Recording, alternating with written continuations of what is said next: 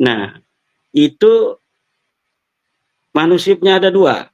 Yang pertama adalah manuskrip yang diperkirakan abad ke-16, 1500-an.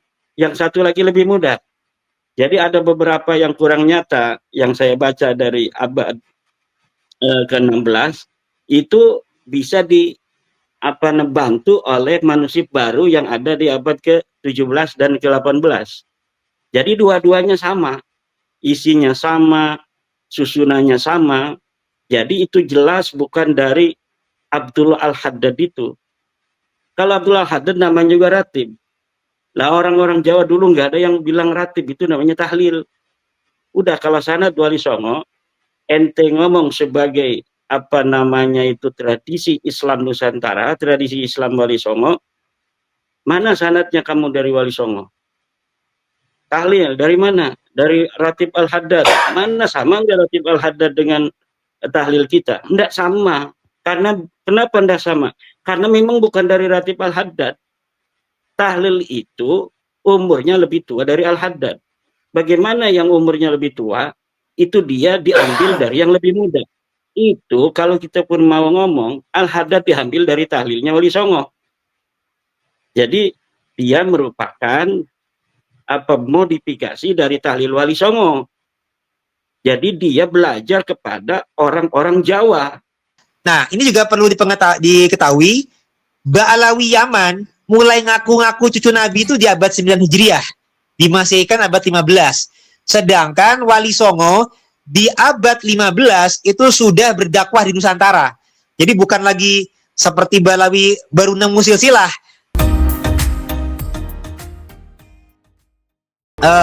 Ketika di generasi awal tadi Kiai Imad juga ada menyampaikan Syekh Jumadil Kubro. Nah, Syekh Jumadil Kubro itu adalah kakek daripada Sunan Ampel dan buyut daripada sunan-sunan yang lain. Jadi kalau buyut itu nurunnya kepada Sunan Gunung Jati, pada Sunan Derajat, Sunan Bonang, Sunan Giri, itu levelnya buyut. Tapi kepada Sunan Ampel itu beliau kakek. Artinya di antara generasi yang lebih bawah, dimulai di abad 15, Sunan Ampel adalah yang paling sepuh. Sedangkan kalau kita ngomongin abad 15 itu berarti kurun 1400-an ya, Mas Charlie ya. Nah, sedangkan kalau untuk Syekh Jumadil Kubro itu kurang lebih kemungkinan di abad 14 Masehi, 1300-an. Sejaman dengan masa-masa Majapahit yang lebih awal, dengan zaman-zamannya Hayam Wuruk, dengan masa-masanya daripada Gajah Mada, itu emang sudah sejaman dengan Jumadil Kubro, kakek daripada Sunan Ampel. Sedangkan diperkirakan apa 7 Hijriah mungkin ya. Kalau lebih seperti itu ya. Kalau 15 Masehi itu 9, berarti kalau 14 abad 8 Hijriah, Mas Charlie. Ya, 8, kurang lebih abad 8. Kurang lebih ya. Jadi kalau misalkan, nah ini juga perlu diketahui, Ba'alawi Yaman mulai ngaku-ngaku cucu Nabi itu di abad 9 Hijriah, di Masehikan abad 15. Sedangkan Wali Songo di abad 15 itu sudah berdakwah di Nusantara. Jadi bukan lagi seperti Ba'alawi baru nemu silsilah. Nah, bahkan Kiai Imad juga sudah meneliti bahwasanya Ba'alawi pun nih silsilahnya pun juga tidak senantiasa zaman dulu itu mengaku sebagai prah daripada Said Ahmad bin Isa.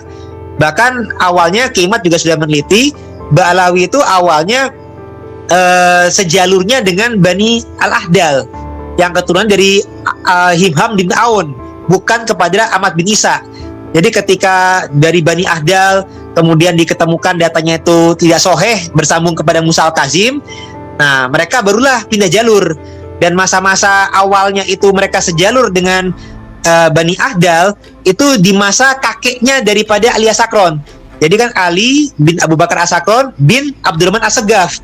Jadi di masa Abdurrahman As-Segaf saja itu belum mengklaim sebagai keturunan Ahmad bin Isa, itu belum. Jadi masih mengakunya sebagai keturunan daripada Isa bin Alwi justru. Kan kalau sekarang kan dirubah jadi Alwi bin Ahmad bin Isa. Kalau dalam penelitian Kiai Imad, dalam bukunya juga sudah beliau tuliskan, malah keturunan Isa bin Alwi. Jadi tidak ada namanya Ahmad bin Isa, itu malah nggak ada, nggak lewat nama Ahmad, dan sejalur sama Al-Ahdal. Kemudian di masa cucunya Abdurrahman As-Segaf, yakni Alias Sakron, berpedoman dengan kitab As-Suluk yang mencatat tentang keluarga Bani Jadid, mereka kemudian mulai mencangkok sejalur dengan Bani Jadid, dicangkokkan kepada Ahmad bin Isa. Artinya itu Ba'alawi ini mulai merangkai-rangkai nasab itu baru di abad 9 Hijriah. Jadi Wali Songo di masa-masa itu sudah berkarya, sudah berdakwah, silsilah pun juga sudah dipelihara. Bahkan juga Kiai Salim juga menyampaikan data sisa juga ada. Artinya bukan baru ngaku-ngaku, artinya emang sudah menjaga kalau Wali Songo ya. Tapi kalau Ba'alawi abad 9 Hijriah atau 15 Masehi baru mulai ngaku-ngaku, Mas Charlie. Begitu. Itulah bedanya. Jadi artinya mustahil Wali Songo itu keturunan Ba'alawi. Nah, ini baik secara data faktual naskah primer yang sudah diteliti oleh Kiai Salim, Kiai Imad dan lain-lain itu tidak ada bukti bahwasanya Wali Songo ke jalur Ba'alawi. Ya bagaimana bisa ke Ba'alawi? Wong di masa sejaman Ba'alawi di masa itu baru ngaku-ngaku cucu Nabi, gitu. Dan nanti ketika ke Nusantara barulah mereka mencangkokkan Wali Songo seakan-akan ke Ba'alawi. Nah, sedangkan di abad 15 Masehi Wali Songo sudah berkarya, sudah menjaga nasab, sudah mendata amalia-amaliyahnya. Bahkan ada yang ditulis dalam bahasa Kawi, ada yang dalam bahasa Arab. Artinya dalam dakwah mereka sudah menerapkan toleransi, menerapkan akulturalisasi, asimilasi, berdakwah dengan bahasa tempat. Di mana bumi dipijak, di situ langit dijunjung. Dan mereka mengangkat budaya lokal setempat. Beda dengan cara Ba'alawi yang polanya rasis, Arabisasi saja. Jadi mereka di mana-mana tidak mengangkat budaya lokal, tapi serba memaksakan Arabisasi. Kalau Wali Songo ada sifatnya sintesis, asimilasi, akulturasi, meskipun yang Arab juga dibawa, tapi tradisi Nusantara pun juga tidak dilupakan. Jadi seimbang gitu, Mas Charlie. Itulah cara dakwah Wali Songo, sehingga meskipun karyanya ada yang dalam tulisan bahasa Arab, ada yang pegon, ada yang bahasa Kawi, itu menambahkan bahwasanya Wali Songo ini memiliki karya intelektual ilmiah, tidak ibaratnya ngaku-ngaku yang nggak jelas. Jadi kalau Ba'alawi itu minim karya, di masa primernya tidak ada pengakuan dari ulama sejaman ataupun ininya, banyak tokoh-tokoh fiktif.